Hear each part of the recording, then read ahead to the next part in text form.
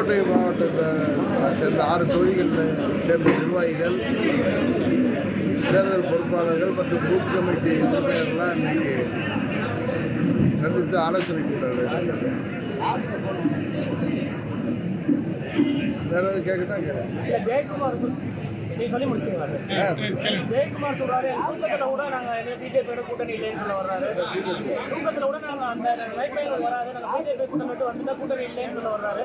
இப்போ அதிமுகவில் வந்து குழு அமைச்சிருக்கோன்னு சொல்லுவாங்க, நாடாளுமன்றத்தில் எதிர்குழு அமைச்சிருக்கோன்னு சொல்றாங்க. உங்களோட நிலைப்பாடு என்ன? நேற்று ஓபிஎஸ் பேசும்போது சொல்றாரு எடப்பாடியை தவிர்த்து மற்ற அனைவரும் ஒன்றா இருந்தால் ஒரு வலிமையான யாரும் எதுக்கு ஆடலன்னு சொல்றாரு. இந்த சூழலில் உங்கள் நிலைப்பாடு என்னவா இருக்கு? இந்தியாவின் பிரதமரை தேர்ந்தெடுக்கின்ற கூட்டணியில் உறுதியாக அம்மா மக்கள் முன்னேற்ற கழகம் இடம்பெறும். இந்தியாவின் பிரதமரை தேர்ந்தெடுக்கின்ற பணியிலே நாங்கள் தமிழ்நாட்டு மக்களின் ஆதரவோடு சிறப்பாக வெற்றிபெறுவோம். யார் ஆதரிக்க போறீங்க?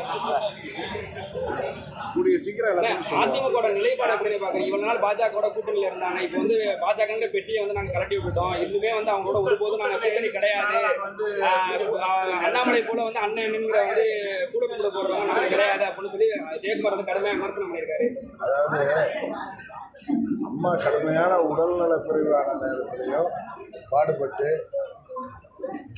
30 வருடங்களுக்கு பிறகு தொடர்ந்து 5 ஆண்டுகள் ஆட்சியிலிருந்து தொடர்ந்து தலைவர் காலத்துக்கு அப்புறம் வராத ஒரு சூழ்நிலையை மாற்றி 2016 தேர்தலில் கடுமையான உடல்நலக்குறைவு இருந்த நேரத்தை விட தமிழ்நாடு முழுவதும் சுற்றுப்பயணம் செய்து மீண்டும் புரட்சித் தலைவர் ஆட்சியை கொடுத்துட்டு போனாங்க.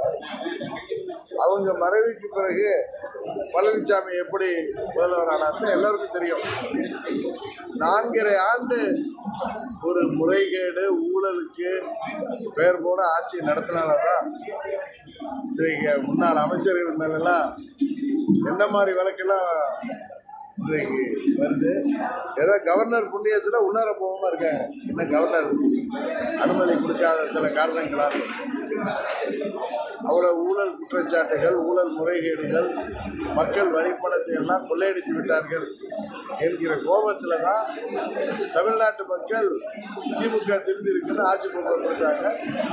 பழனிசாமிக்கெல்லாம் தாத்தா நாங்கன்னு இன்னைக்கு ஸ்டாலின் அவர்கள் தமிழ்நாட்டு மக்களை ஏமாற்றிருக்காரு. இன்னைக்கு கூட பார்த்தீங்கன்னா வர்ற வழியில் ஆசிரியர்கள், நிறைய பெண் ஆசிரியர்கள்லாம் கைது செய்யப்பட்டார்கள். பார்த்தோம் புதுக்கோட்டையில். அரசு ஊழியர்களுக்கும் ஆசிரியர்களுக்கு, தொழிலாளர்களுக்கு, விவசாயிகளுக்கு என அனைத்து தரப்பு மக்களுக்கும் கொடுத்த வாக்குறுதிகள்லாம் நிறைவேற்றாமல் இந்த அரசாங்கம் தைரியமாக இருக்காங்கன்ற காரணம் அதுக்கு பழனிசாமி செய்த தவறான அரசாங்கம் தான். இன்றைக்கு அம்மாவின் கட்சியை கபலீகரம் செய்து வைத்திருக்கிறார்கள். அதான் உண்மை. நீங்கள் வேணா கோர்ட்டில் வாங்கிட்டாங்களே அப்படின்னு. கோர்ட்டுக்கு வேண்டியது சாட்சிகள் தான். ஆனால் மனசாட்சியை உள்ளவங்களுக்கு தெரியும். இன்றைக்கு பழனிசாமி தலைவரும் அம்மாவும் கட்டிக்காத்த இயக்கத்தில் வலுக்கட்டாயமாக தன்னை தலைவராகி கொண்டிருக்கிறார். இவர்கள் இரட்டை இலை இருக்கின்ற ஒரே தைரியத்திலும் பணபலம் இருக்கின்ற தைரியத்தில் இவங்க பேசி வர்றாங்க. இதற்கான தண்டனையை இந்த தேர்தலில் தமிழ்நாட்டு மக்கள் வழங்கி விடுவாங்க. இன்றைக்கு ஆளுகின்ற திமுகவிற்கும் ஆண்ட பழனிசாமி கட்சிக்கும் மாற்று சக்தியாக அம்மா மக்கள் முன்னேற்ற கழகத்தை மக்கள் உணர தொடங்கிவிட்டார்கள். அது தமிழ்நாடு முழுவதும் நாங்கள் கூட்டங்களுக்கு செல்றப்பே, பல்வேறு நிகழ்ச்சி செல்றப்பே உணர முடிகிறது. வருங்காலத்தில் அம்மாவுடைய ஆட்சியை அம்மா மக்கள் முன்னேற்ற கழகம் உறுதியாக அமைக்க. இதுதான் நீங்க கேட்ட கேள்விக்கு. எடப்பாடியை தவிர்த்துட்டு ஒட்டுமொத்தமாக அதிமுக இணையும் போது வலிமையான கட்சியா இருக்கும், எதிர்க்கிறது யாருமே இல்லைன்னு சொல்லியிருக்காரு. அது எப்படி பாக்குறீங்க? எங்களை சேர்த்து சொல்லியிருக்காரு. அவர் சொல்றது அம்மாவின் தொண்டர்கள் அனைவரும், உண்மையான தொண்டர்கள் ஒன்றிணைங்கிறாரு. இதுக்கு பிரிந்த கட்சிகள்லாம் ஒன்றிணைந்து கடந்த காலங்களில் வரலாறு உலகம் முழுவதும் நடக்கிறது தான். ஆனால் இன்னைக்கு அம்மாவின் தொண்டர்கள்லாம் ஒன்றிணைய முடியாமல் செய்வது யாருன்னு உங்களுக்கு தெரியும். சுயநலமும் பதவி வெறியும் பிடித்த ஒரு சில நபர்களின் தான் அதுக்கு காரணம். அதை முறியடித்து நாங்கள் அனைவரும் ஒன்றிணைவோம் அப்படிங்கிறது ஒரு இந்தியா கூட்டணியோட நிலைமை எப்படி சார் போகலாம்? வெளில வந்திருக்காரு. மம்தா பானர்ஜி தனியாக போட்டி போடணும்னு சொல்லியிருக்காங்க. நம்ம எப்படி சார் பார்க்கலாம்? பஞ்சாப்லேயே அவர் இவர் ஆம் ஆத்மி கட்சி தனியாக போட்டிருக்காங்க. அந்த கூட்டணி முரண்பாடுகள் மொத்த உருவமாக இருந்துச்சு. காங்கிரஸுக்கு எதிரானவர்கள்லாம் காங்கிரஸோட சேர்ந்தாங்க. இது எல்லாரும் தெரியும். தேர்தலுக்கு முன்னாடியே இந்த கூட்டணியை உடைத்து விடுன்னு எல்லாரும் எதிர்பார்த்தாங்க. எல்லாருக்கும் இது அரசியல் தெரிஞ்சவங்க தெரியும். கடைசியாக அண்ணன் ஸ்டாலின் ஒண்டி தான் அதில் இருப்பார்னு நினைக்கிறேன். இதெல்லாம் ஒரு கேள்வி கேட்கணும். இப்போ பாஜக 3 அஜெண்டா முடிஞ்சிருச்சு. கணேசன் நிதிஷ்குமாரை கூட்டு வந்த வரைக்கும் 3 அஜெண்டா முடிஞ்சு. 4வது தமிழகத்தில் அதிமுகவை உடைக்க வேலையில் ஈடுபட போகிறாங்க. அடுத்ததாக பாஜக தமிழகத்தில் அதிமுக உடைச்சிரும்னு சொல்கிறாங்க. ரிட்டலட்சன் அந்த எலெக்ஷனுக்கே இருக்காதுன்னு சொல்கிறாங்க. இதை எப்படி பார்க்குறீங்க? அதாவது உங்களுக்கு நல்லா தெரியும், பழனிசாமி தப்பான பாதையில் போகிறாருன்னு 21 எம்எல்ஏக்கள் அன்றைக்கு கவர்னரை சந்தித்து வேறு முதல்வரை தேர்ந்தெடுக்கணும், ஆட்சியை கவுக்கணும் இல்லை. பழனிசாமி நாங்கள்லாம் வாக்களித்து திமுக நம்பிக்கையில் தீர்மானம் பிப்ரவரி 10 கொண்டு வந்தப்ப பழனிசாமிக்கு நாங்கள் நம்பிக்கை அளித்து அவருக்கு வாக்களித்து முதல்வராக்கணும். அவர் அம்மாவின் பாதையை விட்டு விலகி செல்கிறார், அதனால் அவருக்கு எங்கள் ஆதரவு கிடையாது, வேறு முதல்வரை நியமிக்க நீங்கள் சட்டமன்றத்தை கூட்டணும்னு சொல்லி தான் கவர்னர்கிட்ட மனு கொடுத்தாங்க. அப்பொழுது அவர்களை பாதுகாத்தவர்கள் பழனிசாமி ஆட்சி 4 ஆண்டு தொடரணும்னு காரணமாக இருந்தவர்கள் இன்றைக்கு அவர்களை புரிஞ்சுக்கிட்டு இருக்காங்க. எப்படி எல்லோருக்கும் துரோகம் செய்தாரோ சொல்லுவாங்களா, ஊரில் ஆட்டை கடிச்சு மாட்டை கடிச்சு கடைசியாக பாதுகாத்தவர்களையும் கழிச்சிருக்காரு. அதற்கான பலனை அவர் அனுபவிச்சு தான் ஆகணும். யார் அவங்களுக்கு ரெட்டலை பெறுவதற்கு துணை இருந்தார்களோ அவர்களே அவர் பயத்து கொண்டிருக்கிறார். அதனால் என்ன வேணாலும் நடக்கும். இன்னொன்று சொல்கிறேன், ரெட்டலை இருந்தாலும் அவங்களால 2019 பாராளுமன்ற தேர்தலில் ஜெயிக்க முடியல. அந்த 9 சட்டமன்ற தொகுதியில் ஜெயிச்சது அது இன்றுமே அதுக்கு ஒரு கேள்விக்குறியாக இருக்குது. அதே மாதிரி சட்டமன்ற பொதுத் தேர்தலே இவ்வளோ பெரிய கூட்டணி போகலாம் பணம் போகலாம் ஆட்சி அதிகாரம் இருந்தோம். அவர்களால் அம்மாவுடைய ஆட்சியை கொண்டு வர முடியல. அதுக்கு பிறகு நடந்த நகர்ப்புற உள்ளாட்சி எல்லாத்துலேயுமே அவங்க முன்னேறி சந்திக்கிறாங்க. இன்றைக்கு பழனிசாமி கையில் அகப்பட்டு கொண்டு இருக்கிற ரெட்டையில் சின்னம் பலவீனம் அடைஞ்சிட்டு இருக்கு.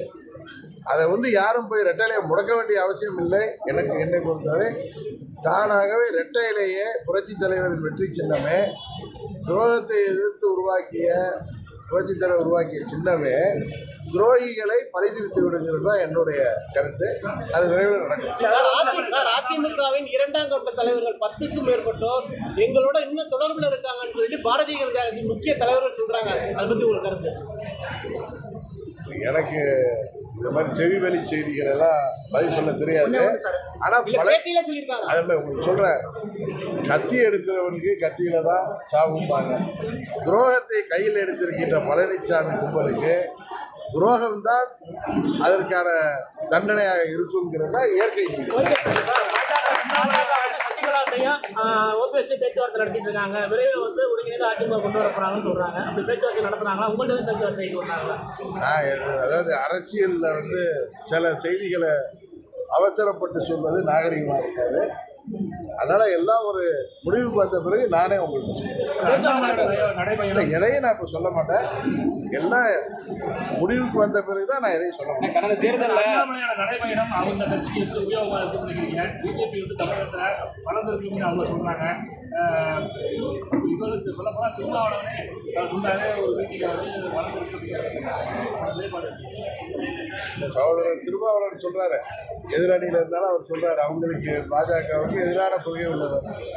இதை சொல்ல வேண்டியவர்கள் இதை ஊடகத்துறையை சேர்ந்த நீங்கள் தானே தவிர நீங்கள் அதை பற்றி கருத்து சொல்கிறது தான் சரியாக இருக்குது. அதை விட்டுட்டு என்ன நீங்கள் கருத்து கேட்குறீங்க? இல்லை, டாக்டர் போய் பேஷண்ட்கிட்ட மருந்து கேட்குற மாதிரி கூட்டணிக்கு செல்வதற்கான வாய்ப்புகள் இருக்குது.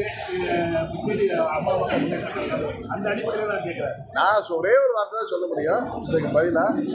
இந்தியாவின் பிரதமரை தேர்ந்தெடுக்க போகின்ற கட்சியாக அந்த கூட்டணியில் அம்மா மக்கள் முன்னேற்ற கழகம் இடம்பெறும். அதிசயம் நடக்குது நான் சொல்ல, ராஜசேகர் சொன்னார். கடந்த காலத்தில் பாஜகவோட பிப்ரவரி மாதம் கட்சி இல்லைங்க, ஜனநாயக நாட்டில் கட்சி ஆரம்பிப்பதற்கு தேர்தல் எல்லாருக்கும் உரிமை இருக்கு. ஒரு கட்சியை ஆதரிக்கிறது ஏற்றுக்கொள்வது மக்கள் கையில் தான் இருக்குது. அதனால அதை பற்றி நாம் கருத்து சொல்வது நாகரிகமாக இருக்கு. அவங்க ஸ்ட்ராங்காக வந்து விஜயகாந்த் அடிப்படையாக அவரோட சித்தார்த்தை எப்படி இருக்குன்னு சீனியர் பொலிட்டிஷியன் இல்லைங்க, சீனியர் பொலிட்டிஷியனாக இருக்கலாம் எனக்கு. ஆனால் இதை பற்றிலாம் கருத்து சொல்ல வேண்டியது நீங்கள் தானே தவிர நாங்கள் கிடையாது. You are entitled to say opinion about any political personality or any political party. பாஜகவோட கூட்டணி வச்சிருந்துச்சு. தற்சமயம் சிறுபான்மை ஓட்டுக்காக அதிமுக எடப்பாடி பழனிசாமி வெளில வந்திருக்காரு. இது வந்து கை கொடுக்குமா? சிறுபான்மை ஓட்டு கிடைக்குமா? பழனிசாமி வந்து ஏற்கனவே சொல்லலை, துரோகம் செய்து ஏமாத்தியே ஒரு நாள் ஓட்டிட்டாரு. ஏற்கனவே மத்திய பெரிய குடிமக்களை உள்ஒதுக்கீடு தரேன்னு சொல்லி ஏமாத்தினாரு, அவங்களும் விழிச்சிட்டாங்க. இன்றைக்கி சிறுபான்மை மக்களை எழுத்தவாயர்கள் நினைச்சிட்டு இருக்காங்க. இந்த தேர்தலில் அவர்களும் அவருக்கு பழனிசாமிக்கு தலையில குள்ளா போட்டு விட்டுருவாங்க. அதுதான் நடக்க போகுது. அண்ணாமலை தொடர்ந்து வந்து டிஎம்கே ஃபைல்ஸ் 1 5 போயிட்டு இருக்காரு. ஒரு பூச்சி வழக்கில் முக்கியமான ஆடியோலாம் ரிலீஸ் பண்ணியிருக்காங்க. திமுகவுக்கு இந்த அளவுக்கு எலெக்ஷனில் பாதிப்பு தேர்தல் ரிசல்ட்டு தான் அதெல்லாம் சொல்லணும். நீங்க எல்லாம் நீங்க சொல்ல வேண்டியதெல்லாம் என்கிட்ட கேட்டா நான் என்ன சார் சார் நீங்கள் அரசியலுக்கு இப்போ திரும்ப வரும்போது ஒரு பொதுவான கருத்து இருந்துச்சு. ஒரு தினகரன் வந்து 100 கலைஞருக்கு சமம், அந்தளவு ஒரு அறிவுபூர்வமான இருந்துச்சு. அப்படிப்பட்ட சூழலில் கடந்த நாடாளுமன்ற தேர்தலில் நீங்கள் போட்டியிடாமல் இருந்திருந்தால் ஆட்சி மாறி இருக்கு, காட்சி மாறி களவு மாறி இருக்குமா? அது தவறான முடிவுன்னு பார்க்குறீங்களா? அந்த சமயத்தில் அவரா சொல்றாங்க, கலைஞருங்கிறது ஒரு சீனியர் லீடரு, கருத்து சொல்கிறேன் உங்களுக்கு. அவரோட எல்லாம் கம்பேர் பண்ண வேணாம்.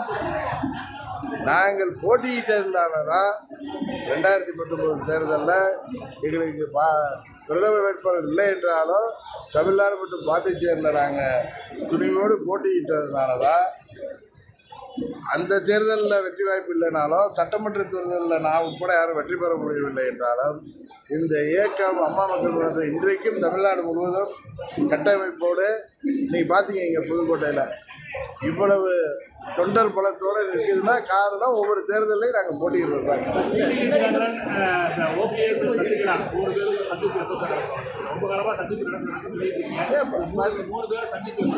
பன்னீர்செல்வம் தான் நானும் அவர் தான் சந்திச்சு ஏற்கனவே சசிகலா மேடத்தோட சேர்த்தா எல்லாம் எதுக்குமே நீங்கள் டைம் கொடுக்கணும். எல்லாம் அது நேரம் வர்றப்ப எல்லாமே நடக்கும். பிஃபோர் எலெக்ஷன் நடக்குமா? பாராளுமன்ற தேர்தல் நான் ஆர்வடெல்லாம் சொல்ல மாட்டேன். பேசுறதுக்கு வாய்ப்பு இருக்கா? இல்லை, நான் வந்து ஆர்வடெல்லாம் சொல்ல மாட்டேன். எல்லாம் நடக்கிறப்ப நீங்களே தெரிஞ்சு. மீண்டும் பிரதமர் மோடி தான் ஆட்சி அமைப்பான்னு சொல்கிறாங்க. சொல்கிறாங்க. ஏன்னா இந்தியா கூட்டணி தொலைவில் முறைஞ்சிருச்சு. 3வது முறையாக பிரதமர் மோடி தான் தேர்ந்தெடுக்கப்படும் சொல்லுவாங்க.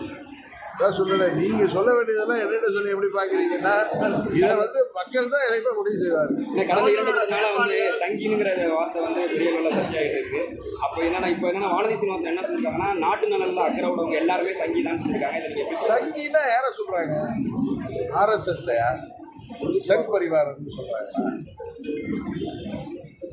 ஆமாம், அவங்க RSS சேர்ந்தவங்க, அதனால அதை பெருமையாக தான் சொல்லுவாங்க. நாட்டு நலனில் அக்கறை உள்ளவங்க எல்லாருமே சங்கி தான் அப்படிங்கிற மாதிரி அவங்க கருத்தை சொல்லுவாங்க. சங்கிங்கிற வார்த்தை ஏன்னா பெரும்பான்மையான மாநிலங்களில் அவங்க ஆட்சி நடத்துகிறாங்க.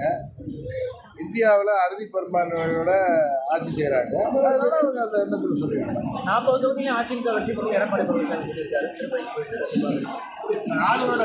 அது அவருடைய கனவாக இருக்கும், பகல் கனவு. ஆளுநரோட செயல்பாடுகள் தொடர்ந்து சொன்னார். காந்திகளை பற்றி பேசினார்.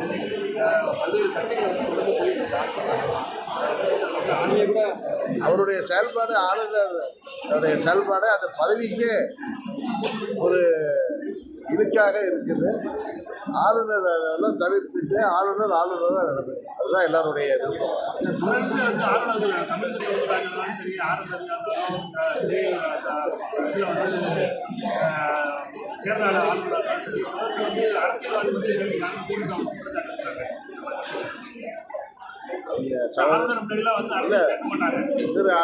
நம்ம தமிழ்நாட்டு ஆளுநர் வந்து IPS ஆஃபீஸர், அவங்கெல்லாம் அரசியல்வாதியாக இருந்து வந்தவங்க தானே. அதனால அந்த நாமத்தில் செயல்படலாம். சரி. சார் வேலுமணி கொஞ்ச நாள் சண்டை இல்லாமல் இருக்காரு. வேலுமணி கிட்ட பாஜக பேச்சுவார்த்தை நடத்திச்சுன்னு சொல்றாங்க. முன்னாள் அமைச்சர் வேலுமணி அது இப்போ வேலுமணி எல்லாம் 7 வருடத்துக்கு முன்னாடி சந்திச்ச அப்புறம் அவங்க எங்க சண்டைக்கு கூட இல்லை. அதெல்லாம் எனக்கு ஒன்றும் அவ்வளவு. அதிமுக உடைக்கிற பணியை அவர்கிட்ட கொடுத்துருக்கா சொல்றாங்க. அவங்க கொஞ்ச நாள் அமைதியாகவும் இருக்காரு. எப்படி பாக்குறீங்க? நிறைய செய்திகள் வருது. நானும் அதெல்லாம் நீங்க சொல்ற மாதிரி கேட்டுக்கிறோம். தொடர்ந்து நாங்கள் வந்து ரொம்ப எதிர்பார்த்துதான் இருக்கோம். ஸ்லீப்பர் செல்லாம் எப்போ சார் ரெண்டு வரும்? ஸ்லீப்பர் செல்லாம் வர வேண்டிய நேரத்தில் அவங்க வந்துட்டு தான் இருக்காங்க. ரொம்ப காலமாக நீங்க சொல்றீங்க ஸ்லீப்பர் செல்லுங்கிறவங்க நீங்க சொல்ற மாதிரி எம்எல்ஏக்கள் மாத்திரம் இல்லை, இப்போ பல செய்திகள்லாம் வருது இல்லை, அதில் ஸ்லீப்பர் செல்கள் தான் அந்த வேலையெல்லாம் பார்த்துட்டு இருப்பாங்க. இப்போ நீங்களே சொல்றீங்களா அது அதுதான் ஒரு விஷயம். அதாவது அதிமுக முறை நீங்கள் அதிமுக என்ன பண்ணுவோம் வச்சுங்க.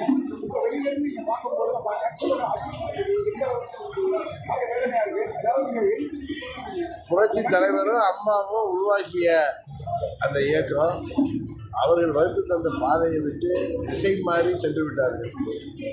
அதனால் அவர்கள் உறுதியாக தோல்வியை சந்திப்பார்கள். இப்பொழுது அந்த இயக்கத்தை கையகப்படுத்தி வைத்திருக்கிறார். அதிமுக வந்து எல்லா தேர்தல் குழு எல்லாமே போட்டிருக்காங்க. கூட்டணி கட்சியில் யாருமே இல்லாத போது வந்து கூட்டணி இல்லாத போது கூட்டெல்லாம் போட்டிருக்காங்க.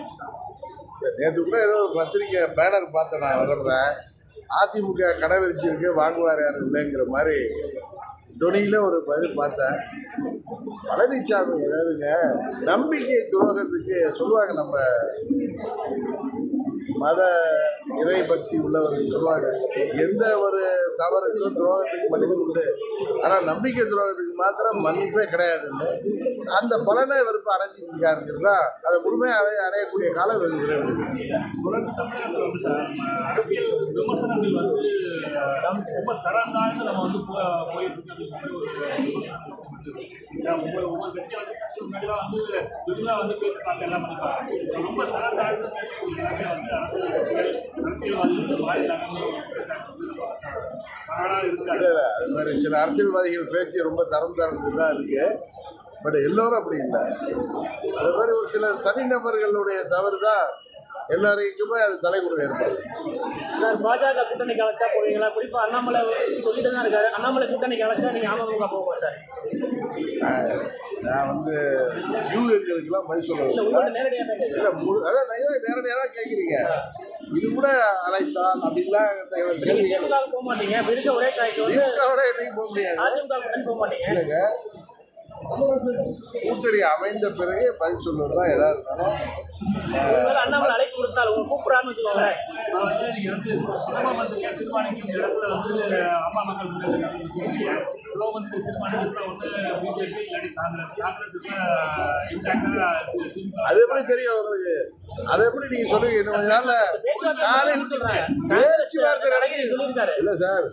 காலி கட்டுற நேரத்தில் கல்யாணம்லாம் இன்னும் போயிருக்கு. அது திமுக பற்றி உங்களுக்கு நல்லாவே தெரியும். அவங்க வந்து மடியில் கனம் அதிகமாக இருக்குது, அதனால் யாரை கேட்டு பயப்படுவாங்கன்னு தெரியும். அதனால் காங்கிரஸை விட்டு கலட்டி விடுறது கூட வாய்ப்பு இருக்குது. அதனால் வெயிட் பண்ணுவோம். 2 தேசிய கட்சி தாங்க, ஒன்று பாஜக, ஒன்று காங்கிரஸ். 2 கட்சியோடைய கூட்டணி செல்ற வாய்ப்பு இருக்குது இந்த தமிழ்நாட்டு கட்சிக்கு. இதில் கொள்கை ரீதியான கூட்டணி எதுவும் கிடையாது, தேர்தல் கூட்டணி தான். சில பேர் கூட கேட்டாங்க, என்ன இது கொள்கை ரீதியாக? ஒரே கொள்கை இருந்தால் எல்லாம் ஒரே கட்சியாக இல்லாமல் இந்தியாவின் பிரதமரை தீர்மானிக்கக்கூடிய கூட்டணியில் அம்மா மக்கள் முன்னேற்றங்கள் இடம்பெறும். அவ்வளோதான் நான் சொல்றேன். கதவு திறந்தே இருக்கு. பிஜேபி கதவு திறந்தே இருக்கு. உங்களுக்கு என்ன அழைப்பு கொடுத்துருக்காங்கன்னு நினைக்கிறேன். அப்படி போறதுக்கு வாய்ப்பு. நான் அடுத்த முறை புதுக்கோட்டை வரப்போ உங்களுக்கு எல்லாமே தெரிஞ்சிருக்கேன். வந்து தேர்தலில் போட்டி வந்து தீர்மானமே வந்து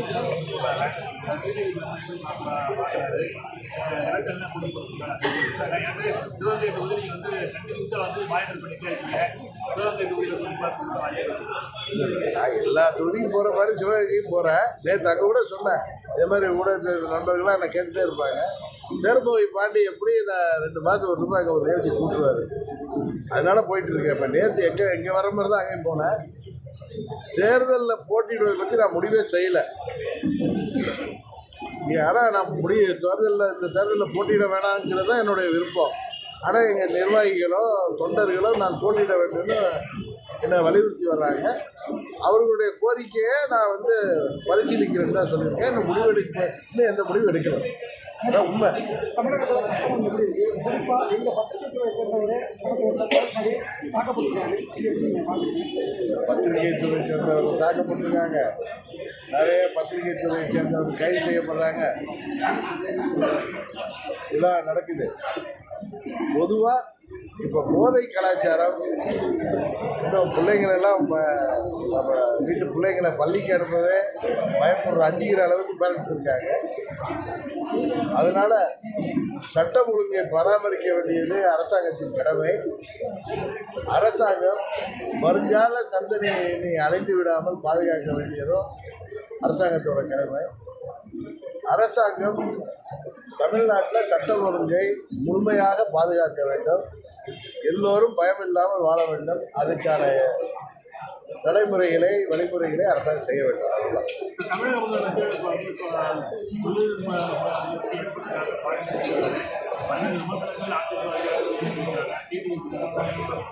விமர்சனம் நம்ம அவங்க வச்சாங்கிறத நம்ம சொல்லணுங்கிற அவசியம் இல்லை. இதுக்கு முன்னாடி இது மாதிரி வெளிநாடு பயணம் போய் முதலீட்டாளர்களை இருந்ததா சொன்னாங்க. அதனால என்ன ரிசல்ட் வந்ததா இது வரைக்கும் தெரியல, யாருக்கும் வேலை வாய்ப்பு வந்ததா. இந்த முறையாவது அவர்கள் பயணம் வெற்றி அடைந்து தமிழ்நாட்டுக்கு நிறைய முதலீடுகள் வர வேண்டும். அதன் மூலம் வருங்காலத்தில் தமிழ்நாடு வளர்ச்சி அடைய வேண்டும் என்பதுதான் ஒரு குடிமகனாக என்னுடைய விருப்பம்.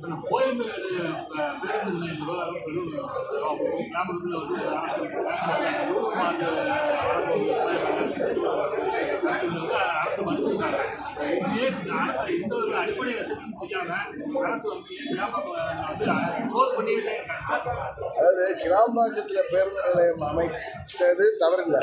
ஏன்னா அந்த திட்டம், ஏன்னா சென்னையில் உங்களுக்கு தெரியும் பாப்புலேஷன் அதிகமாகிட்டு இருக்கு, வெஹிக்கிள்லாம் அதிகமாகிட்டு. பட் அங்கே போய் பஸ்ஸில் ஏறி போகிற அளவுக்கு அதுக்கான முன்னேற்பாடுகளையும் சரியான வசதிகளையும் இவர்கள் முன்னெச்சரிக்கையாக செய்யாமல் விட்டுருக்காங்க. அதை சரி செய்ய வேண்டும்.